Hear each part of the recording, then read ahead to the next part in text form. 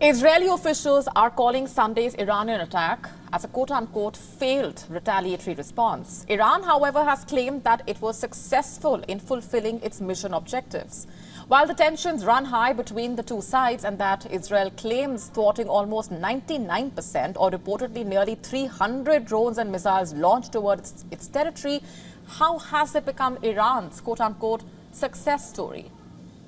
Iran's chief of the general staff, General Mohammad Bagheri, claimed that an Israeli intelligence center close to the Syrian border and an airbase had been destroyed to a significant extent and put out of operation. Bagheri also called the operation True Promise as a quote-unquote well-planned attack with appropriate design that neither the Iron Dome nor the missile defense shield of the Zionist regime, in its words, could significantly counter, adding that the operation had achieved its goal. Now, Israeli officials who claim to stop the Iran attack in cooperation with the United States and other allies warned Iran that the campaign is not over yet. In fact, the Israeli Defense Minister, Yoav Gallant, urged his forces to be more vigilant and attentive to the army and the Home Front Command's instructions and be prepared for any scenario. Iran is a terrorist state. The world is seeing this now more than ever. We are determined to defend our citizens against this terrorism, and we will know how to respond to it. Meanwhile, Iran's air defense forces are prepared for any aggressive actions that Israel may undertake.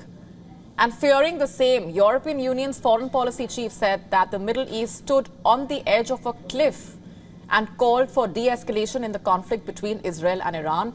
Borrell said he expected a response from Israel to the unprecedented aerial attack by Iran, but hoped it would not spark further escalation.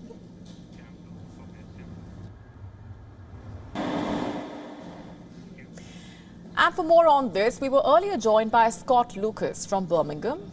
Scott Lucas is a professor of international politics at the University College Dublin. The first is that the Iranian military is either lying or it is misinformed. It did not destroy an Israeli air base in the Negev desert. It did not destroy an Israeli intelligence center near Syria. It's saying that for its domestic audience, but this is not true. What we know are that 9 of the 130 ballistic missiles fired by Iran did make it past Israel's air defenses and past other efforts by its allies to intercept. 5 of those missiles hit the Nevatim air base in the Negev desert and caused minor damage, including to 1 transport plane and to a runway. 4 other ballistic missiles hit another base in the area, but there was no significant damage recorded. So that's the facts of the attack. And I think what we have to emphasize is that Iran's purpose really was not to cause major military damage with this attack, as large as it was. Iran signaled days in advance, told its neighbors, let it be known that it was going to attack soon. And that meant that all the drones, the cruise missiles, and the ballistic missiles could be tracked by Israel and its allies so that no drones, no cruise missiles even made it to Israeli territory.